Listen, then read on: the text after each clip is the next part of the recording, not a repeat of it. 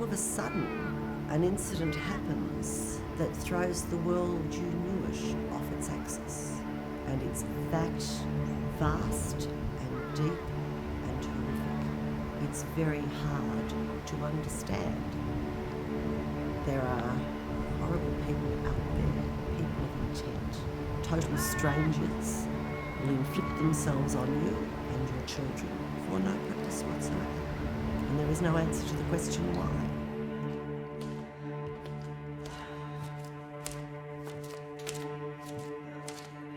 I was a fit and healthy young mother, and I was very active and I had lots of energy. And you believe you're the captain of your world. The whole area has been rebuilt from bones that have been found from the rest of my body, skin graft off my leg, and I've had major veins taken out of my neck to revascularise my back to keep it alive. The day of the shooting, I realised I knew nothing. No one would have predicted this. It's affected half my adult life. It's affected a third of my life. And it's taken my daughter's life. And that's what it is to be shot and survive one bullet. In 1996, I was working in the emergency department at Royal Hobart Hospital.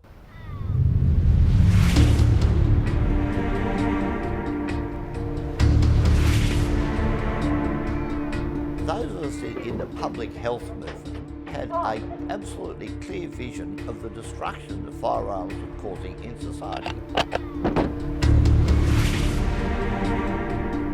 There was one massacre a year between 1986 and 1996. A gunman armed with an automatic rifle and a machete ran through the Strathfield shopping centre, shooting at random. 7 people, including the gunman, were dead. An attempted hold-up in Melbourne went horribly wrong this afternoon, leaving at least 8 people dead. In the gutter were the bullet-ridden bodies of a man and a woman. And in a car outside a service station, another murder victim.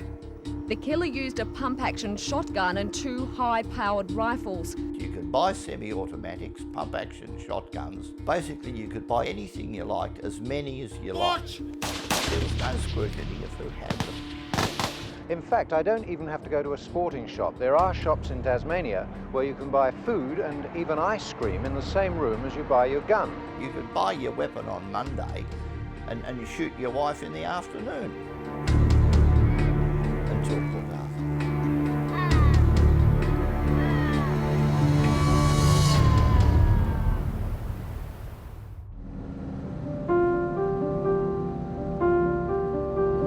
That year, Anzac Day fell on the Thursday, so taking the Friday off work meant you could have a 4-day weekend.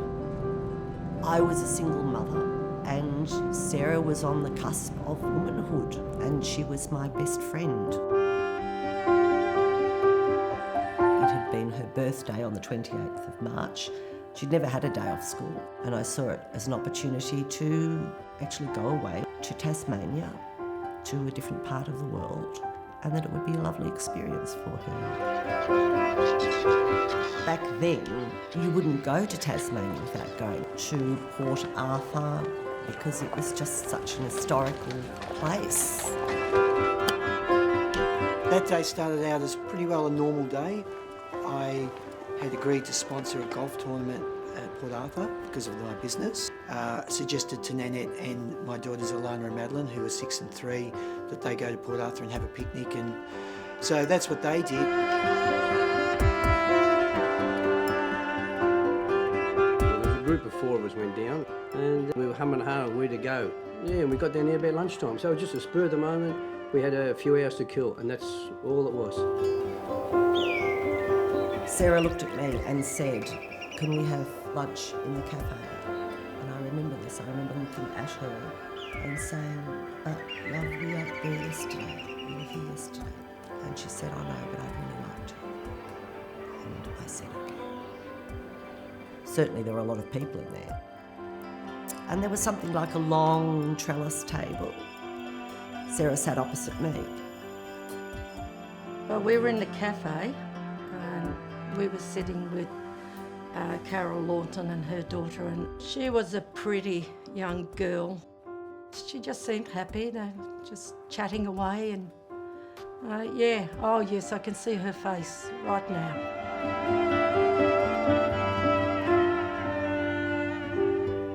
I think we were sort of like halfway through meals, and we were having a pasty, and wasn't what you call the best of pasties. And yeah, and we walked out. I looked up and saw this long-haired young man walk in.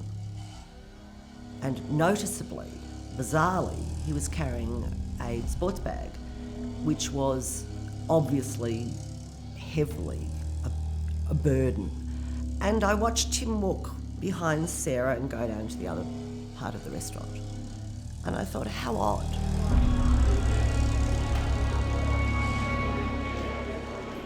Very shortly thereafter, there was massive, loud, incredibly loud noise. These people up here heard the gunshots. I'm seeing parts of the wall being chipped away, and I'm seeing him with a very, very long gun. And I'm realising that we are now actually here with a gunman. So this is all within split seconds. There is no yelling, there is no running. It's not like in the movies. Within split seconds, people are either dead or they're flat on the floor, pretending to be dead. He then came, walked behind my daughter with the gun up. He was shooting people behind me in the souvenir part of the shop. She would have seen that. And she stood up, and the look of absolute terror on her face. I stood up, lunged at her, threw my arm around her neck, and we dropped to the floor. Her head was exposed, but her body wasn't. Well, I was a serving member of the New South Wales Police. I was down in Tasmania on some annual leave, actually down there like on a second honeymoon. Kathy and I were sitting at the picnic table in a park outside of the Broad Arrow Cafe, and I started to hear gunshots. I stood up and I was scanning around. There were people walking around us who were heading towards where the gunshots were coming from, and people were talking about reenactments. Explain the situation. I don't know. Apparently there's a man gone berserk with a gun down at the store. At the kiosk. Well, that's what the woman Well, that's where we were almost thinking about having lunch. I'm glad we... That's really lucky, Rob. We were at the toilet block, which was right next to the cafe. People just running around everywhere yelling, he's got a gun and he's shooting, and then we seen him on the veranda and he shot in our direction. I'm pretty sure someone's got a gun. Like, we're bloody positive of it. We were just so panicked. We started to move away from the cafe. Everybody was heading towards, was it an oval or something? And anyway, we didn't feel safe going in the oval. We thought we're just going to be sitting ducks there. So we decided to head up Jetty Road. There's somebody going crazy shooting people here. I noticed the gunman walk out of the cafe and down onto the car park area. There he is, he's over there. I can't believe it. He was carrying a military-style weapon. That's the guy right there. I've witnessed what they can do in firing ranges, like firepower demonstrations. They fire a bullet at the supersonic. So in other words, the bullet hits you before you hear the sound. I said to my wife, we're in deep shit. Get in the building, Karen. Are the police here? And I started yelling at people to get up and run to get out of the site. Aren't I better off going back to the car 'cause I'm pregnant and I don't want to be stuck in here if something People happens? were shocked. They sort of froze. They didn't understand what was going on. Yeah, she was down there when it happened. Yeah, but they still haven't caught this character. I was going around pushing people off the site as well, telling them they had to get out of the site to take cover. And I just saw him lift the rifle and start shooting. And you could continue to hear the gunshots. I'm whispering in my daughter's ear to stay down, to not move, because at this point, bullets are coming through the glass window. I thought she was being a good girl. Sarah was being a good girl. I tried to lift myself and realised I'd been shot. And I didn't get far and I collapsed against a wall. And I certainly couldn't get back to Sarah. And I thought, I'm going to die here. I was at the far end of the penitentiary. I saw her come out, and being a nurse, I just kind of had thoughts of how I could help those people. So we actually went towards the cafe. And I went into the cafeteria, and there were people everywhere, bodies. It's just so indescribable what had happened in there. I thought at the time, being a nurse, I've seen dead people, I've seen blood, I've seen things like this, but what I saw in there, nobody, perhaps a soldier, would know what it was like. It was, it was awful. One of the hardest things I remember is finding a young girl that was of similar build to my daughter and similar age to my daughter. And the one woman was asking for her daughter. You'll know her, she said. She's got a black hat on.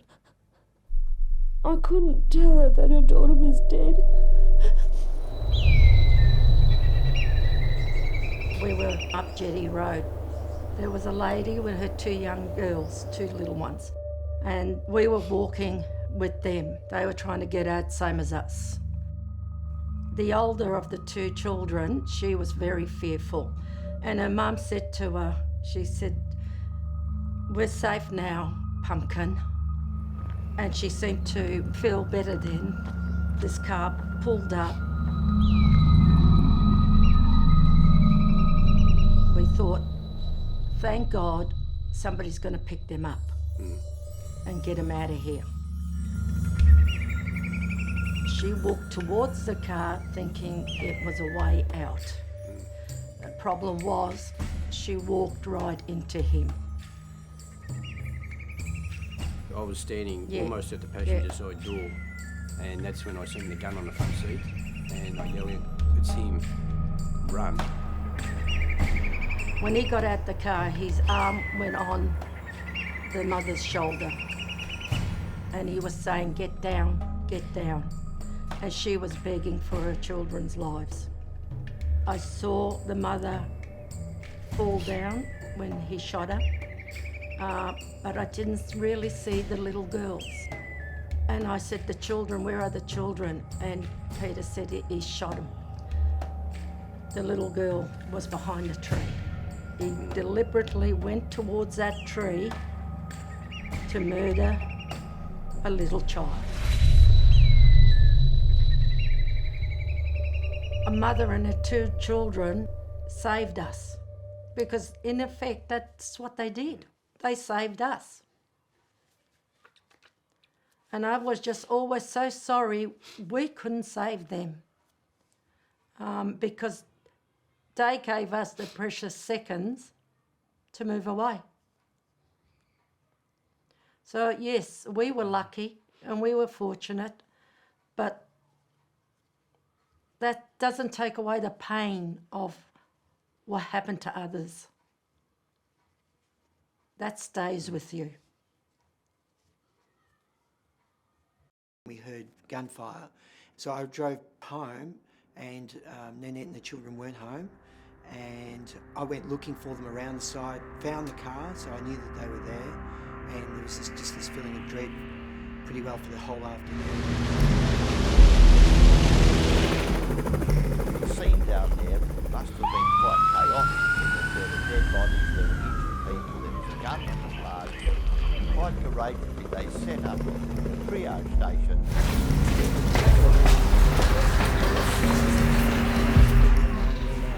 Rescue workers running alongside me, describing who I am, various things.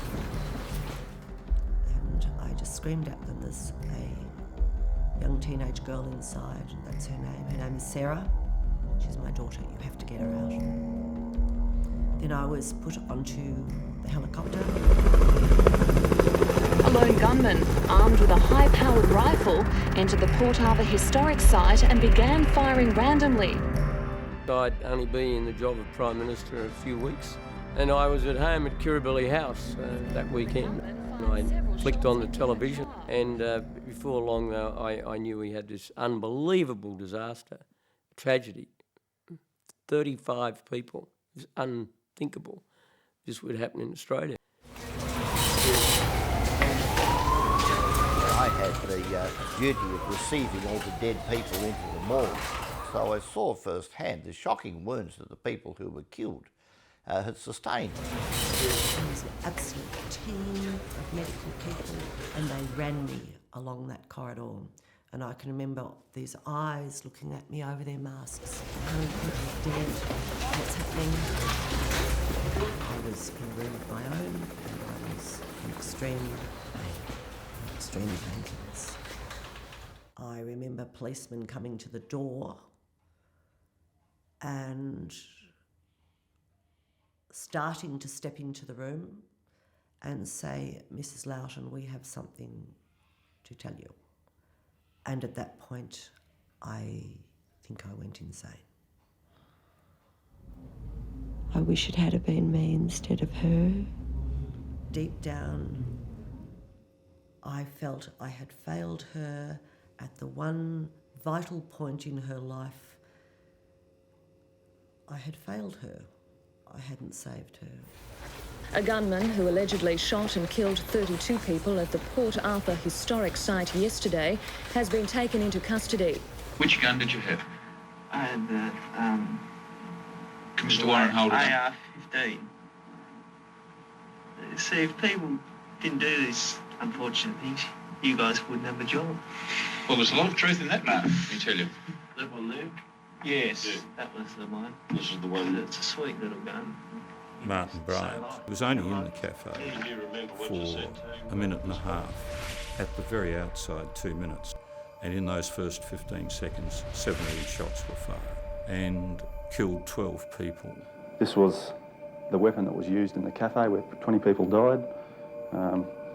This particular gun fires a bullet at around about 3,200 feet per second. It was all over in 90 seconds. He murdered 20 people and a number of other people were seriously injured. He expended all the ammunition that was in the AR-15 semi-automatic military weapon that he had. They were full metal jacket rounds. This bag of 308 cartridges was found also in the Volvo vehicle at the toll booth. You would like to think that someone like that would be unable to walk into a shop and buy the guns and ammunition that he used on that day. The suddenness of the assault, the scope of the massacre, the senselessness of the carnage have left us in deep shock and even anger.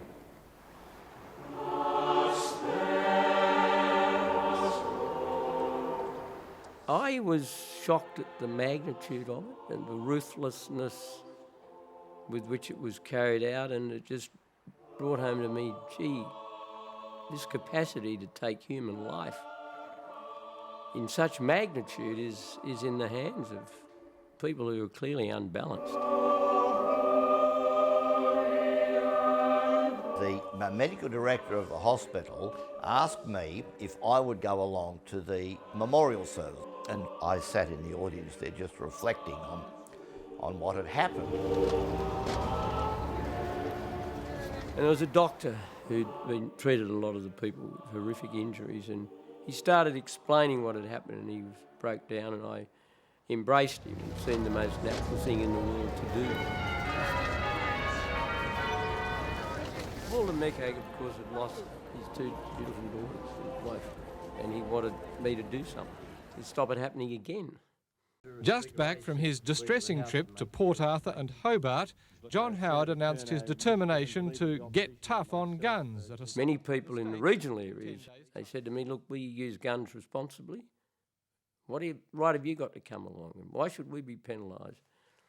Because of the lunatic behaviour of this madman.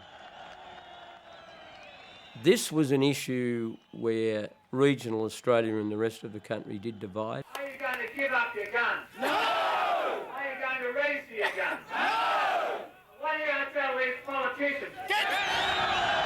I'm sorry about that, but there is no other way. There is no other way. It was going to cause trouble, and if you looked at the entire nation, it did have very strong support. What came out of it was an agreement to enter into this national firearms agreement, and it involved a total prohibition on the sale, possession and importation of automatic and semi-automatic weapons.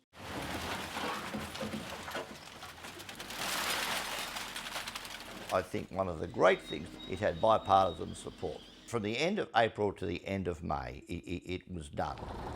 Martin Bryant left Risdon Jail shortly before 7 this morning, his prison ban under close police escort. It was his first court appearance in person since the April massacre.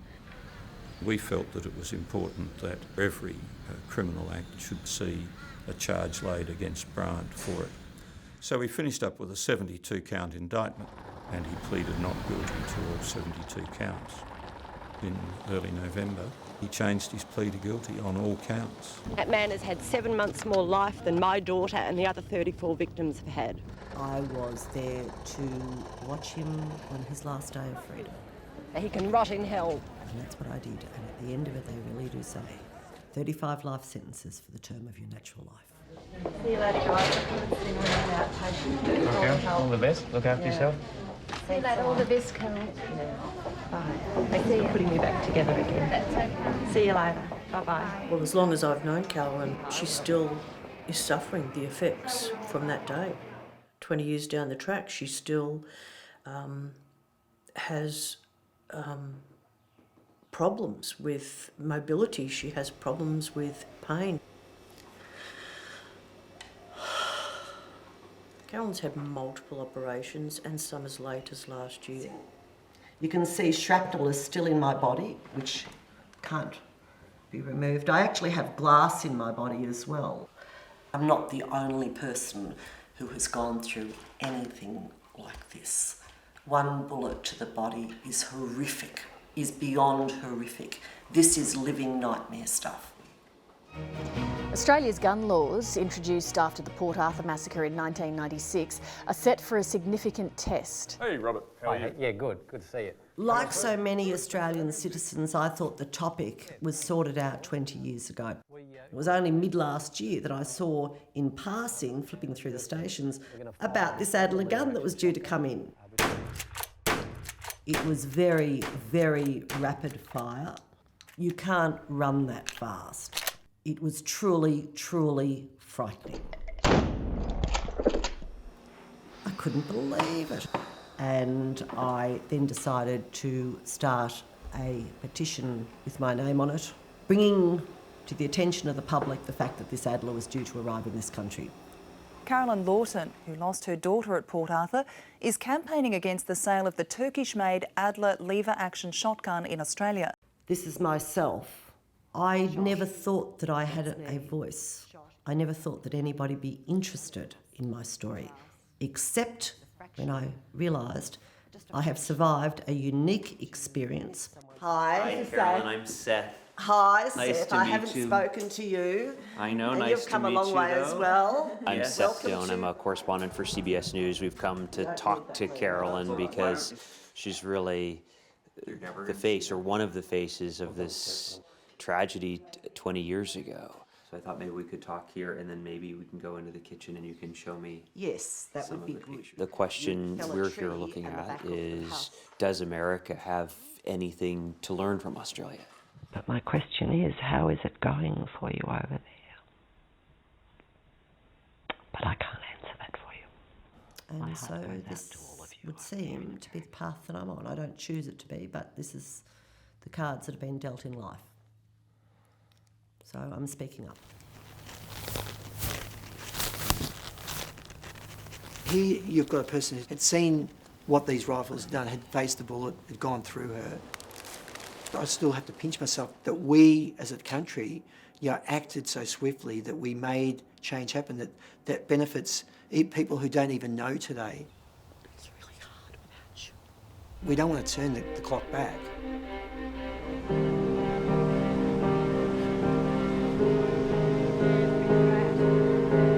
For me, it took a number of years to process what had occurred.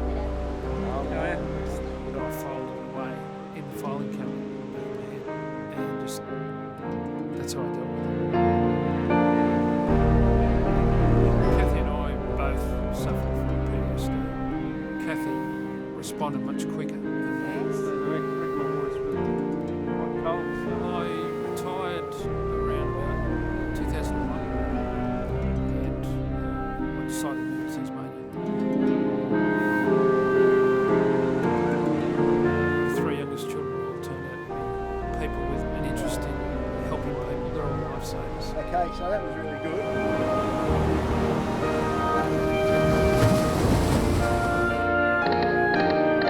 I just withdrew into myself, and I ended up having a gambling problem because sitting in front of a poker machine drowns everything out of your mind. I just want to sit here in my own little world where everything's fine. But over time, I broke my habit. Life is there and you've got to live it. You know, whether you're happy, sad, doesn't make any difference. You've got to live your life and make the best of it. I think that would be a good focus within the service, perhaps. To see the candelabra is just magnificent. To know that the church has been good enough to keep it here in perpetuity in memory of all those lives lost and people that survived. Lynn and I met each other in those horrific circumstances in the cafe.